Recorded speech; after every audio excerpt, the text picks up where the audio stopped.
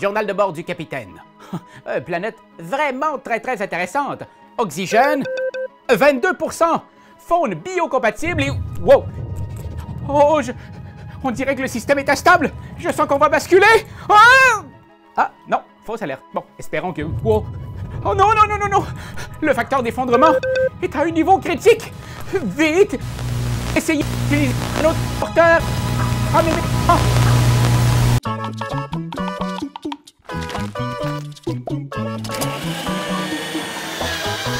Exoland est un jeu d'équilibre et de positionnement tactique pour 2 à 4 formes de vie ludico-éveillées. 2 à 4 joueurs si vous préférez. Les parties durent environ 20 à 40 minutes, ce qui comble parfaitement la durée d'un petit voyage vers les confins de votre nuage de horte locale.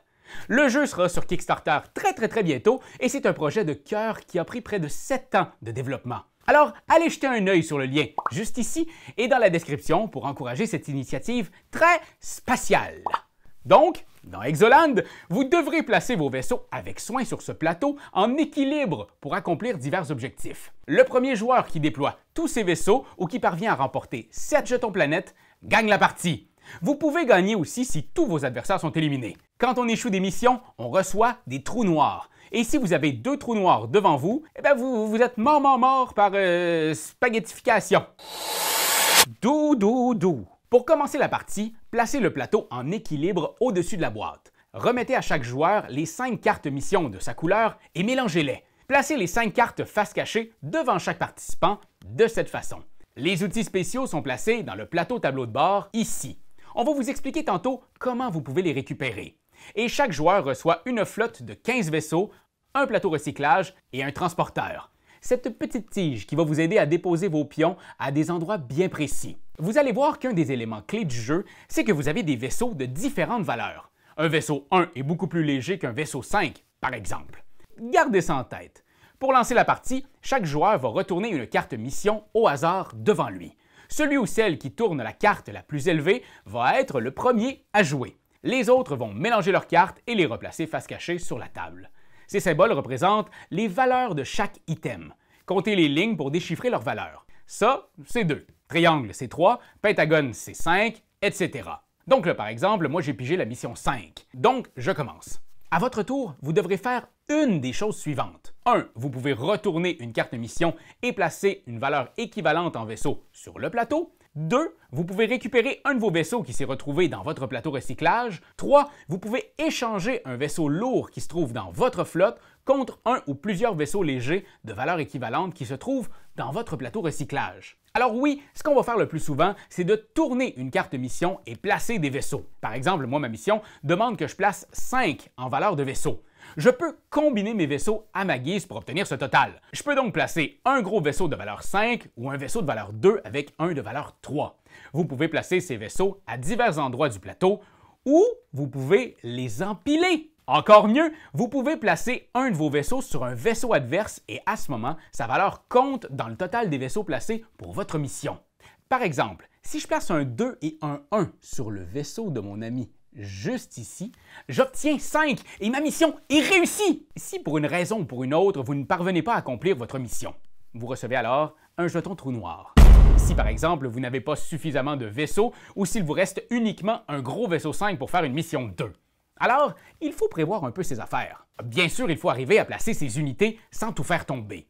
Si un ou plusieurs vaisseaux tombent, mais que le plateau n'est pas détruit, votre dernier vaisseau joué retourne dans votre flotte, les vaisseaux tombés, eux, sont envoyés dans le plateau recyclage de chaque joueur respectif et votre tour se termine. Mais si vous faites basculer tout le système solaire au complet, votre tour se termine et vous recevez un jeton trou noir. Votre vaisseau qui a tout détruit retourne dans votre flotte et tous les vaisseaux échoués retournent dans les plateaux recyclage de chacun. Alors, faites très attention. Le truc pour éviter de tout faire tomber est d'essayer de calculer le facteur d'effondrement. Ça a l'air très savant, mais c'est tout simple. Quand le plateau est au point neutre, il vous suffit de multiplier la valeur du vaisseau par la valeur de la zone où il se trouve. Par exemple, un vaisseau 2 dans une zone 4 crée un facteur d'effondrement de 8. 2 fois 4 égale 8. C'est pour ça. Vous pourrez ensuite voir le danger qui vous guette sur le tableau juste ici. Facteur 8, on me dit attention. Ouais, c'est bien correct ça.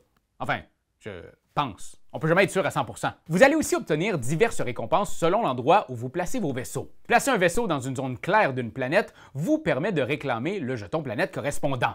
Vous pouvez aussi voler la planète d'un adversaire en posant un vaisseau sur celle-ci, soit sur le vaisseau déjà présent sur la face claire ou à côté de celui-ci.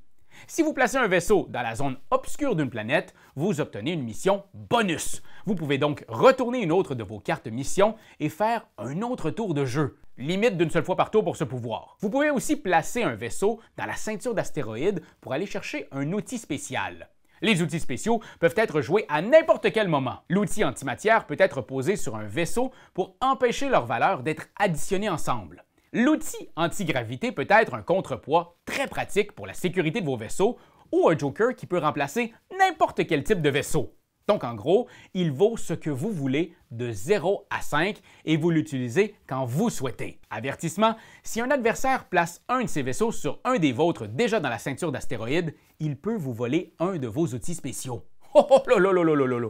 Et finalement, si vous voulez vous débarrasser d'un jeton trou noir, vous pouvez toujours essayer une mission risquée. Si vous parvenez à placer un vaisseau à la bordure du plateau avec la moitié dans le vide, vous pouvez remettre un jeton trou noir dans la réserve.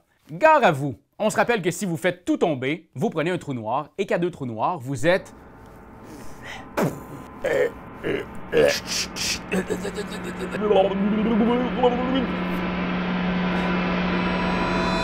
mort.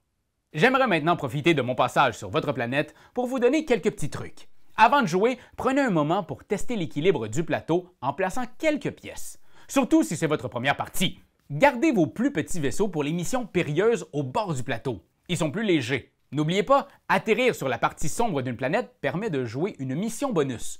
Ça, c'est un tour de plus pour placer les vaisseaux et vous approcher de la victoire. Utilisez le transporteur pour placer vos unités à des endroits très précis. Son utilisation demande un peu de pratique, mais une fois maîtrisé, c'est un outil indispensable. Et finalement, ne sous-estimez pas le calcul du facteur de risque. Si vous prenez le temps d'évaluer et de calculer, vous pourrez effectuer des placements miraculeux sans tout faire exploser. Voilà, vous avez la base du savoir nécessaire pour vous lancer dans le monde de Exoland. Trouvez le parfait équilibre et lancez-vous dans la conquête de l'espace avec prudence. Et ne soyez pas trop dur avec vous, l'erreur est humaine. Du moins, c'est ce que j'ai lu. Je ne saurais pas vous dire puisque je suis un être translumineux de la 8e dimension. Allez, ciao bye! C'est toi de trouver l'épisode de jour du Popoche? Sonne la cloche! Sonne la cloche! On parle de jeu, like-nous, commande, suis-nous, ouais! Sonne la cloche! Sonne la cloche! Partage à tes amis, partage à ta mamie, ouais! Sonne la cloche! Sonne la cloche! Comment ton wave fait le mon kiki? Sonne la cloche! Sonne la cloche! Sonne la cloche comme quand Jésus a sonné à la porte pour aller souper chez Zachée.